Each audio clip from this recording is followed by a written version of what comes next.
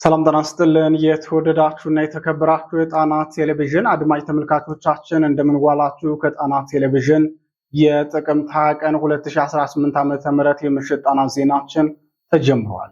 ዜናዎቹን እየመራው አማራ ሰፋ ብሬያችሁ ቆያለሁ። በቅድሚያም አርዕስተ ዜናዎቹን እናስቀድማለን። የፋኖ በድል የታጀበ ተጋድሎ ከቋራ እስከ በለሳ በቅንጅታዊ ዘመቻ ቀጥሎ ውሏል። ለከበባ የገባው የብልጽግና ሰራዊት ራሱ ሲከበብ አፍናለ ያለው ታፍኖ ቀርቷል። ከሱዳን ኮሪደር እስከ ማዕከላዊ ጎንደር የቀጠለው ተጋድሎ ምን ይመስላል? ዜናችን በቅድሚያ የሚያስደምጣችሁ መረጃዎች ነው። የብልጽግናው አገዛዝ ነውርና ወንጀለኝነት የሚልሻና የመከላከያው ምስክርነት ሲሰጡበት፣ ወታደራዊ ተንታኙና የስነ ልቦናው ተመራማሪ ደግሞ በጽኑ አውግዞታል። ብልጽግና የሚከተለው ወታደራዊ ፕሮፓጋንዳ ህወሓት ለወረራ ሲጠቀምበት ከነበረው ጋር ተመሳሳይ ነው። ያ ደግሞ ንጹሃን ማዕከል ያደረገ ጥቃት እንዲከፍት ያደርጋል ሲሉ ወታደራዊ ተንታኙ ተናግረዋል። የብልጽግናውን ገመና ያጋለጡት የጥምር ጦሩ አባላት ምን ይላሉ? ዜናችን በዝርዝር ያስደምጣችኋል። የወሎ ቀጠናው የፋኖ ድል ዛሬም ቀጥሎ ውሏል። ጋሸናና ደላንታ ላይ ታላቅ ድል ተመዝግቧል። በሁለቱ አካባቢዎች የነበረው ተጋድሎና የተገኘው ድል ምን ይመስላል? የምሽቱ ዜናችን በዝርዝር የሚያስደምጣችሁ ሌላው የግንባር መረጃችን ነው። ብልጽግናው ሰላማዊ ሰዎችን በማሰር ተጠምዷል። የጦር ሜዳ ሽንፈቱን በንጹሃን እስር ለማወራረድ ቆርጦ የተነሳው የብልጽግናው አገዛዝ በጎጃም በጎንደርና በሸዋ የፈጸመውን እስርና የተራዘመ ግፍ በዜናችን እናስደምጣችኋለን። ቅዱስ ሲኖዶስ ከበዛ ዝምታ በኋላ ለመጀመሪያ ጊዜ ዛሬ መግለጫ አውጥቷል። ከ30 በላይ ምዕመናን በግፍ የተገደሉባት ቤተክርስቲያን እስካሁን በዝምታ በመቆየቷ ቢያስወቅሳትም ዛሬ አመሻሽ ላይ ግድያውን በማውገዝ የብልጽግናውን አገዛዝ ተማጽናለች። ዜናችን ሙሉ መግለጫውን ያስደምጣችኋል። ሰዓቱን ጠብቆ ይቀርብላችኋል።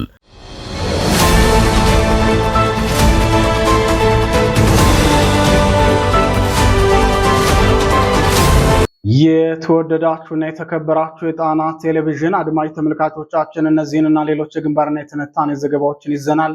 እስከ ዜናዎቻችን ፍጻሜ ድረስ አብራችሁን እንድትቆዩ እየጋበዝን ወደ ዝርዝር ዜናዎቹ እናልፋለን።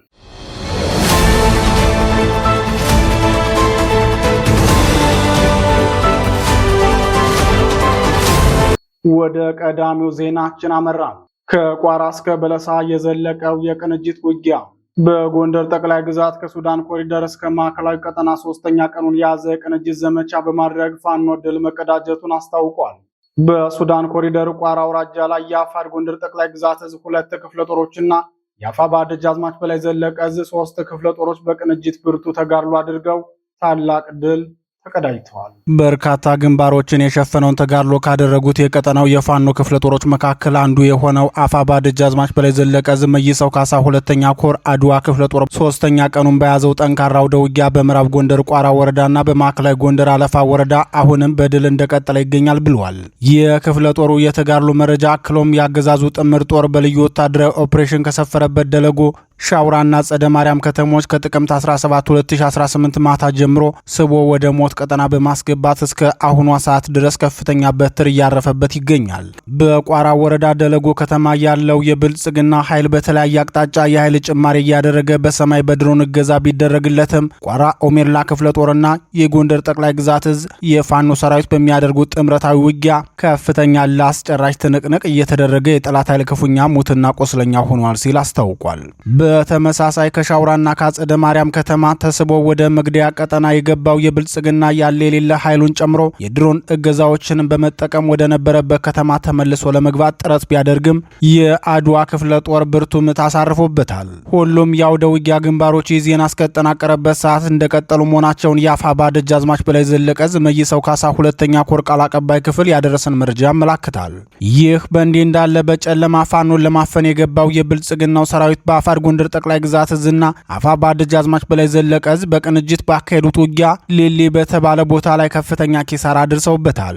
የአማራ ፋኖ ህዝባዊ ድርጅት ጎንደር ጠቅላይ ግዛት እዝ ጄኔራል ፈንታ በላይ ክፍለ ጦር ቃል አቀባይ አርበኛ አቤል አስራት ለጣና ቴሌቪዥን እንደገለጸው ከሌሊቱ 6 ሰዓት ፋኖን ለማፈን ነበር የጠላት ጦር የገባው። ሆኖም ለማፈን ገብቶ ራሱ ከበባ ተደርጎበት ከፍተኛ ኃይሉን አጥቶ ተመልሷል። ውጊያውን በቅንጅት ያካሄዱት ከጠቅላይ ግዛት እዙ የጄኔራል ፈንታ በላይ ክፍለ ጦርና ከደጃዝማች በላይ ዘለቀ እዝ ደግሞ ቅጣው እጅጉ ንስር በለሳ ክፍለ ጦር ናቸው ብሏል። አርበኛ ቤላ ስርዓት ከጣና ቴሌቪዥን ጋር ያደረገውን ቃለ ምልልስ ተከታትለን እንመለስ። አመሰግናለሁ። ከጣና ቴሌቪዥን ነው። አርበኛ ቤል እንደምንሰነበት የእናንተ ክፍለ ጦር ዛሬ ተጋድሎ እያደረገ እንደሆነ ቀደም ሲል መረጃ ደርሶናል።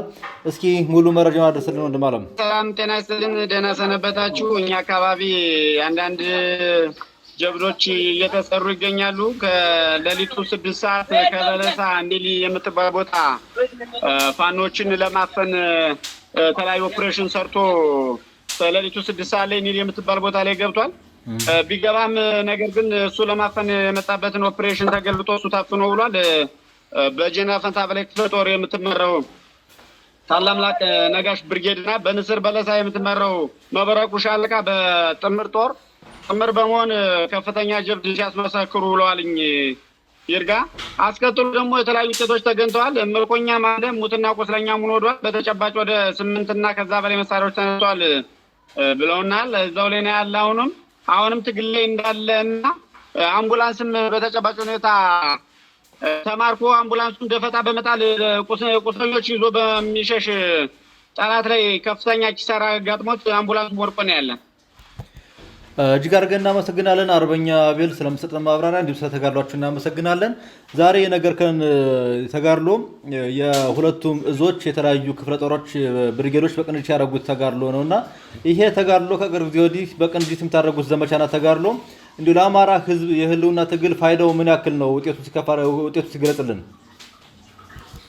በጣም ጥሩ ነው። አሁን በተለይ እኛ አሁን ደስተኛ ሆነ ነው እየተዋጋንም ያለ ነው። ለምን ደስተኛ ያደረገና አንድነቱ ተመስርቶ አፋባና አፋድ የሚባል ነገር ልዩነቶች እንትን ተብለው ተቀርፈው በአንድ ሁነን ኦፕሬሽን እየሰራን ውጤታማ እየሆን በመሆኑ በታጋዩ ስም በጣም ትልቅ ስሜት ይሰማናል። አሁንም ለአማራ ሕዝብ እንደርስለታለን ብለን እናምናለን። እየደረስንም እንደሆነ ነው የሚሰማኝ።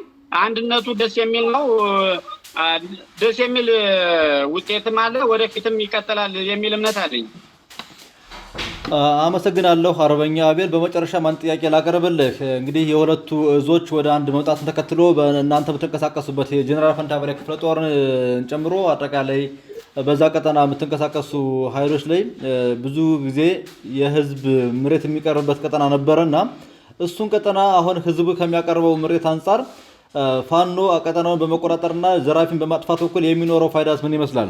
በጣም ጥሩ፣ በጣም አሪፍ ስራ እየሰራ ነው። በጣም በጥምረት አፋድና ባባ በአንድ በመሆን በጥምረት አንድ ሆነን እየሰራ ነው። አሁን ወንበዴና ሌባ እየተሳደደ ነው የሚገኘው። በዚህ ሰዓት ተደራሽ ሁላችን አንዱ ለአንዱ ተደራሽ ሆነን እየሰራ ነው። ለህዝባችንም ደርሰናል የሚል እምነት ነው ያለ። ህዝባችንም በእኛ በዚህ በአንድነቱና በትግላችን ደስተኛ ሆኖ በጣም እርካታ አግኝቶ እኛን ሌት ተቀን እየተንከባከበን ነው የሚገኘው። አሁንም እንቀጥላለን።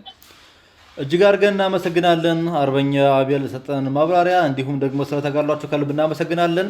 የአማራ ህዝብ የዕጣ ፈንታው ማሸነፍ ነው። ለማሸነፍ ደግሞ አንድነቱ ወሳኝ ነው። አንድነቱ እውን ሆኖ በድል እንድንገናኝ ምኞታችን ነው። እጅግ አድርገን እናመሰግናለን ወንድም አለም።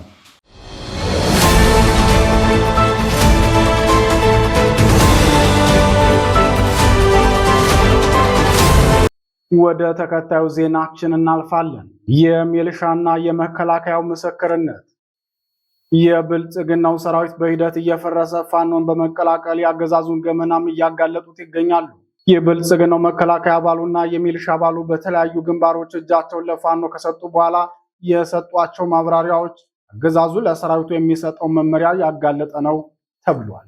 የሚሊሻና የመከላከያው ምስክርነት። የብልጽግናው ሰራዊት በሂደት እየፈረሰ ፋኖን በመቀላቀል ያገዛዙን ገመናም እያጋለጡት ይገኛሉ። የብልጽግናው መከላከያ አባሉና የሚሊሻ አባሉ በተለያዩ ግንባሮች እጃቸውን ለፋኖ ከሰጡ በኋላ የሰጧቸው ማብራሪያዎች አገዛዙ ለሰራዊቱ የሚሰጠውን መመሪያ ያጋለጠ ነው ተብሏል። ለአማራ ፋኖ ህዝባዊ ድርጅት ሸዋ ጠቅላይ ግዛት እዝ ራስ አበበ አረጋይ ክፍለ ጦር እጁን የሰጠው የሚሊሻ አባል ፋኖ እንደ መከላከያና እንደ ሚሊሻ በህዝብ ዘንድ እንዲጠላ የባዲን ካቢኔዎች ደጋግመው ነግረውን ነበር። በተለይም በፋኖ እጅ ከገባችሁ ይገድሏችኋል፣ ኑ የሚሏችሁ መሳሪያችሁን ተቀብለው ሊገድሏችሁ ነው ብለው በመንገር ፋኖን በጭካኔ እንድንዋጋው አድርገውን ነበር። እናንተ ያደረጋችሁልን አቀባበል ግን የመንግስትን ውሸት ያጋለጠ ነው ብለዋል። ጌታ መሳይ ታደሰ የሚባለው የሚሊሻ አባል ፋኖን መቀላቀሉን አስመልክቶ በሰጠው ተጨማሪ ማብራሪያ በአገዛዙ ቤት ውስጥ የሚሊሻ አባላቱ በብልጽግናው መከላከያ ሰራዊት እንደሚገረፉና ያለ መከላከያው ፈቃድ ከተንቀሳቀሱ ደግሞ በመሳሪያ አፈሙዝ ያለ እርራ በርህራሄ እንደሚወጉ ተናግሯል። በጥምር ጦር ውስጥ የሚገኘው የሚሊሻ አባል በሙሉ ከመንግስት ካምፕ ለመውጣት ዝግጁ ነው። ፋኖ አንድ ሆኖ ትግሉን በመቀናጀት የሚያካሄድ ከሆነ የሚሊሻ አባላቱ ብቻ ሳይሆኑ የብልጽግናው ሰራዊት ሳይቀር ፋኖን ለመቀላቀል ዝግጁ ነው ሲል አቶ ጌታ መሳይ ታደሰ መናገሩን የአጼ አምደ ጽዮን ኮር ሚዲያና ኮሚኒኬሽን ክፍል አስታውቋል። በሌላ ዜና እጁን ለአማራ ፋኖ ብሔራዊ ኃይል አጼ ምኒልክ እዝ የሰጠው የብልጽግናው ሰራዊት አባል በበኩሉ ወደ ውጊያ ሲያስገቡን ከአማራ ህዝብ ምንም ነገር ተቀብላችሁ እንዳትጠቀሙ፣ ውሃ እንዳትጠጡ፣ በመርዝ ይገድሏችኋል ብለው ነው የነገሩን። ህዝቡን ጭምር ክፉ ጠላት አድርገው ስለነገሩን እኛም የመጨረሻ አቅማችንን ተጠቅመን ነበር የተዋጋናችሁ። ከማሰልጠኛ ጀምሮ ሲነግሩን የነበረው ፋኖ ከያዛችሁ ይቆርጣችኋል እያሉ ነበር ሲል ምስክርነቱን ሰጥቷል። የመከላከያ አባሉም ሆነ የሚሊሻ አባሉ የሰጡት ምስክርነት ተመሳሳይ ከመሆኑም ባለፈ የፋኖንና የአማራን ህዝብ ስነ ባህሪ የማይመስል ነው። በዚህ ልክ የጥላቻ ትርክትን በሐሰት ለሰራዊቱ እያስተማረ ወደ ውጊያ እንዲገቡ ማድረጉ ዓላማው ምንድነው ስንል በአዲስ አበባ ዩኒቨርሲቲ የስነ ልቦና ተመራማሪ ጠይቀናቸዋል። ምሁሩ አስተያየታቸውን ሲሰጡ በዚህ መልኩ ህዝብን በጠላትነት ፈርጆ ሰራዊት ማዝመት ማለት ሰራዊቱ ሁሉንም ህዝብ በጠላትነት እንዲመለከት ያደርገዋል። ተጠራጣሪ ስለሚሆን የጭካኔ እርምጃ ይወስዳል። በዚህ መንገድ ሰራዊታቸውን ተልዕኮ ሲሰጡ የነበሩት ሞሶሎኒ፣ ህወሓትና የናዚ ሰራዊት ነበሩ። እንደዚህ አይነት ወታደራዊ ፕሮፓጋንዳ ፍጹም የተከለከለ ነው ሲሉ ይናገራሉ። ሌላው አስተያየት ሰጪ ደግሞ ወታደራዊ ተንታኝ ናቸው። ተንታኙ ሀሳባቸውን መስጠት የሚጀምሩት በአማራ ክልል ህወሓት ወረራ ሲፈጽም ንጹሃንን የረሸነውና በርካቶችንም የደፈረው ለዘመቻ ሲሰማራ አማራ ጠላታችን ነው፣ ሂሳብ እናወራርዳለን ተብሎ ስምሪት ስለተሰጠው ነበር። በዚህ ዘመንም በአማራ ክልል ታዳጊ ሴቶች ተገደው የመንግስት መከላከያ አባላትን እንዲያገቡና እንዲደፈሩ የሚደረጉት የፋኖ ቤተሰብ ናቸው የተባሉት በጭካኔ እንዲገደሉ የሆኑትና የቆሰሉ የፋኖ አባላት እንኳን ሳይቀሩ በአሰቃቂ ሁኔታ የሚገደሉት ለሰራዊቱ ከሚሰጠው የፖለቲካ ኢንዶክትሪኔሽን በመነሳት ነው ብለዋል። ወታደራዊ ተንታኙ አክለውም ሰራዊት በተለያየ አጋጣሚ ውጊያ ተነሳሽነቱ ሊቀንስ ይችላል። ሆኖም በተለያየ ዘዴ ሞራሉን በማነቃቃት ለውጊያ ታዘጋጀዋለህ። የመንግስት ሰራዊት ግን ያለማቋረጥ 5 ዓመት ሙሉ ስለተዋጋና የፋኖም ውጊያ ከባድ በመሆኑ ወታደሩ ስለተሰላቸ የውጊያ ሞራሉ ሊነሳ አይችልም። በዚህ ምክንያትም መንግስት የወሰደው ሰራዊቱን ከማነቃቃት ይልቅ አሰቃቂ ትርክቶችን እየፈጠረ የፍርሃት ፕሮፓጋንዳ ነው እየነገረ የሚያዋጋቸው ሲሉ ገልጸዋል።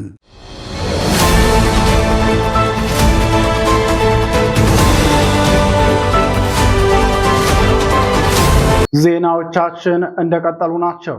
የፋኖ ድል ጋሸናና ድላንታ መካከል የአማራ ፋኖ ትግል በሁሉም የክልሉ ቀጠናዎች በድል እየገሰገሰ ሲሆን በአንጻሩ የስርዓቱን ጦር እያፈራረሰ ቀጥሏል። የአማራ ፋኖ ብሔራዊ ኃይል አጼ ምኒልክ ዕዝ በሰሜን ወሎ ዞን ጋሸና አቅራቢያ ብርቱ ተጋድሎ በማድረግ ታላቅ ድል ተቀዳጅቷል። አፋባ አጼ ምኒልክ ዕዝ ዞብላምባ ክፍለ ጦር 5ኛ ሻለቃ ከብልጽግናው ሰራዊት ጋር ደላንታና ጋሸና መካከል ላይ ከባድ ትንቅንቅ በማድረግ ታላቅ ድል ማስመዝገቡን የዙ ቃል አቀባይ ክፍል ገልጿል። የአፋባ ምኒልክ ዕዝ ዞብላምባ ክፍለ ጦር 5ኛ ሻለቃ ዛሬ ጥቅምት 20 ቀን 2018 ዓ.ም ከደላንታ ወደ ጋሸና ኃይል ለመጨመርና ለማጠናከር የወጣውን የብልጽግና ሰራዊት ከፍተኛ ጉዳት ያደረሰበት ሲሆን ያለ የሌለ ኃይሉን ተጠቅሞ በሜካናይዝድ ጭምር በመታገዝ ከ6 ሰዓት ያላነሰም ፊት ለፊት ከባድ ውጊያ ቢከፍትም በአግባቡ በመመከትና መልሶ ማጥቃት በማድረግ አንገቱን በማስደፋት ድል ተቀዳጅተዋል። የብልጽግናው ሰራዊት በእግረኛ ሰራዊቱ ድሮንም እምነት ስለሌለው ኢላማውን ህዝብ ወደሚበዛባቸው አካባቢዎች ያደረገ የሜካናይዝድ መሳሪያም ማለትም መድፍ፣ ዙ 23 እንዲሁም በ107 የታገዘ ድብደባ በማድረግ ሲዋጋ ቢውልም ዞብላምባ 5ኛ ሻለቃ በርካታ ኃይሉን በመምታት ወደ ነበረበት መልሰዋለች ሲል የዙ ቃል አቀባይ ክፍል አስታውቋል። ይህ በእንዲህ እንዳለ የአጼ ምኒልክ ዕዝ አይሻ ሴዴ ክፍለ ጦር ከወቄጣ እስከ አቃት አስብቶም የገባውን የብልጽግናውን ሰራዊት ከባድ ምት በመምታት ወደ መጣበት እንዲመለስ ማድረግ ተችሏል። የክፍለ ጦሩ ቃል አቀባይ ክፍል በተጋድሎው ዙሪያ ለጣና ቴሌቪዥን በላከው መረጃ ከጋሸናና ክፍለ አቄት በሁለት አቅጣጫም የመጣውን የብልጽግናን ሰራዊት ከፍተኛና ፈጣን ምት በመምታት ታላቅ ድል መቀዳጀት ችለናል። ክፍለ ጦራችን ባደረሰበት ምት ቁስለኛውን በኦራል ሸራ አልብሶም ወደ ጋሸና አጓጉዟል ብሏል። በዚህ አውደ ውጊያም የብልጽግናው ሰራዊት ከፍተኛ የነፍስ ወከፍ መሳሪያ ከነት ተኳሹ ለፋኖ አሳልፎ መስጠቱን ለጣና ቴሌቪዥን የደረሰው መረጃ ያመላክታል። በተጋድሎ የተገኘውን የጦር መሳሪያ አስመልክቶ የክፍለ ጦሩ ቃል አቀባይ ክፍል በሰጠው አስተያየትም የተተኳሽና የጦር መሳሪያ አቅርቦት ችግር እንዳይገጥምን አድርጎን ሂዷል ሲል ገልጾታል።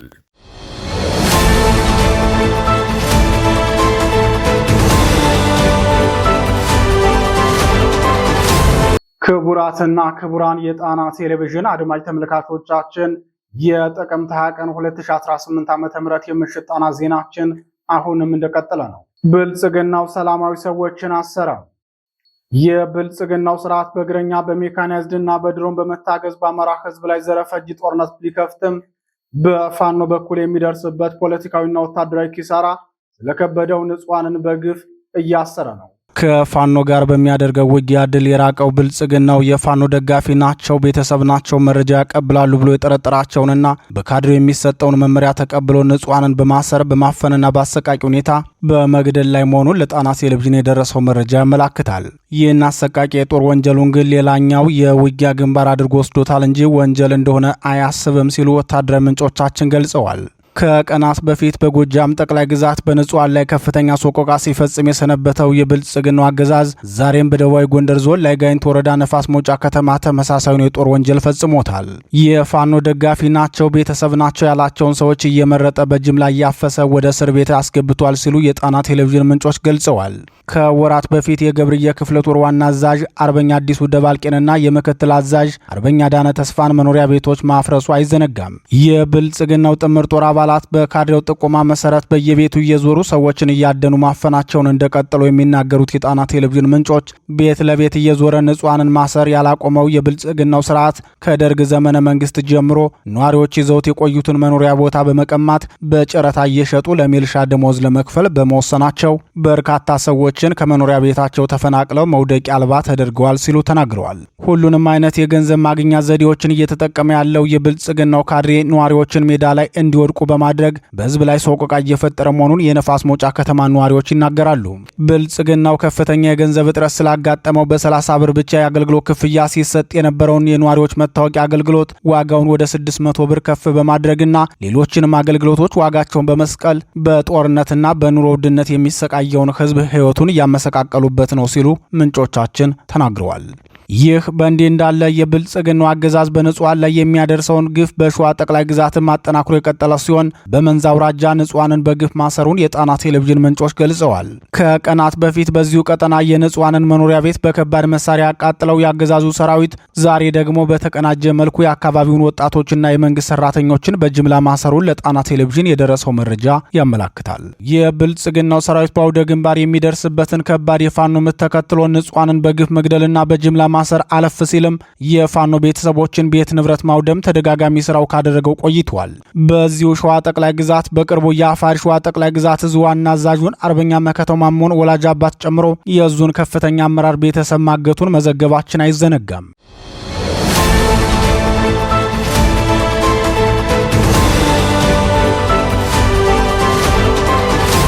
ወደ መጨረሻው ዜናችን እናልፋለን። ቅዱስ ሲኖዶስ ዝምታውን ሰበረ። በኦሮሚያ ክልል አሩሲ ዞን በኢትዮጵያ ኦርቶዶክስ ተዋሕዶ ቤተክርስቲያን ምዕመናን ላይ በተከታታይ የተፈጸመውን ግድያ አስመልክቶ በኢትዮጵያ ኦርቶዶክስ ተዋሕዶ ቤተክርስቲያን ቋሚ ሲኖዶስ ዝምታውን ሰብሯል። ቅዱስ ሲኖዶስ ዝምታውን ሰበረ። በኦሮሚያ ክልል አርሲ ዞን በኢትዮጵያ ኦርቶዶክስ ተዋሕዶ ቤተክርስቲያን ምዕመናን ላይ በተከታታይ የተፈጸመውን ግድያ አስመልክቶ በኢትዮጵያ ኦርቶዶክስ ተዋሕዶ ቤተክርስቲያን ቋሚ ሲኖዶስ ዝምታውን ሰብሯል። በኦሮሚያ ክልል በምስራቅ አርሲ ዞን አስተዳደር በጉና በመርቲ በሸርካና በሆሎንቆ ዋቢ ወረዳዎች ውስጥ በሚገኙ የኢትዮጵያ ኦርቶዶክስ ተዋሕዶ ቤተክርስቲያን እምነት ተከታዮች ላይ ተከታታይ ግድያ ተፈጽመዋል። አንድ ሳምንት ባልሞላ ጊዜ ውስጥም ከ30 በላይ ንጹሃን መገደላቸውን ጣና ቴሌቪዥን በተከታታይ መዘገቡ ይታወሳል። የእምነቱ ተከታዮችን ተከታታይ ግድያ አስመልክቶ የኢትዮጵያ ኦርቶዶክስ ተዋሕዶ ቤተክርስቲያን ቋሚ ሲኖዶስ ዛሬ ባወጣው መግለጫ ድርጊቱን አውግዞ መንግስትም ኃላፊነቱን ይወጣ ሲል አስታውቋል። የመመኑ የግፍ ግድያ አስመልክቶ ቋሚ ሲኖዶሱ ያወጣውን ሙሉ መግለጫ ከዚህ በታች እናቀርብላችኋለን። በኦሮሚያ ብሔራዊ ክልላዊ መንግስት በምስራቅ አርሲ ዞን አስተዳደር በጉና በመርቲ በሸርካና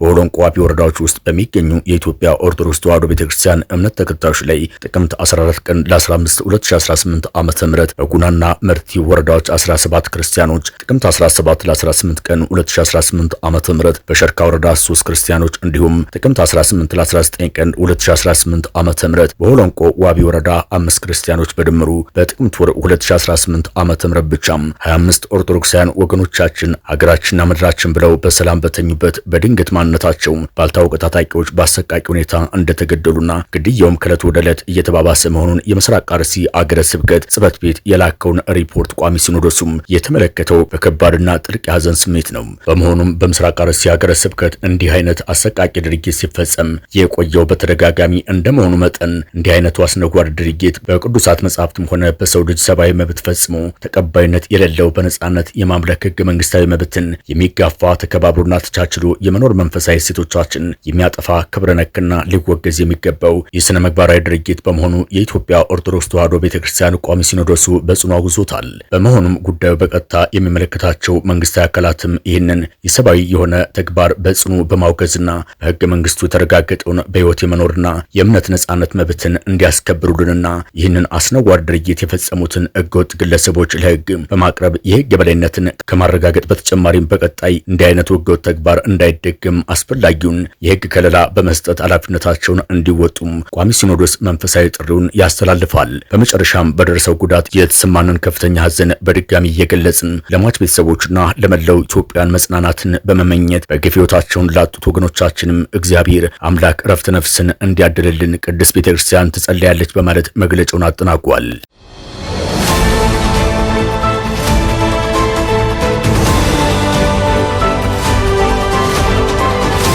ክቡራትና ክቡራን የጣና ቴሌቪዥን አድማጭ ተመልካቾቻችን የጥቅምት 20 ቀን 2018 ዓ.ም የምሽት ጣና ዜናችን የተከታተላችሁትን ይመስል ነበር። ዜናዎቹን እየመራው አማራ ሰፋ አብሬያችሁ ቆየው። የጣና ቴሌቪዥን የዩቲዩብ ቻናል አማራጮች ሰብስክራይብ በማድረግ በቋሚነት ወዳጅ እንድትሆኑ ስንል እንጠይቃለን። ጣና ቴሌቪዥን ከሀቅ ጋር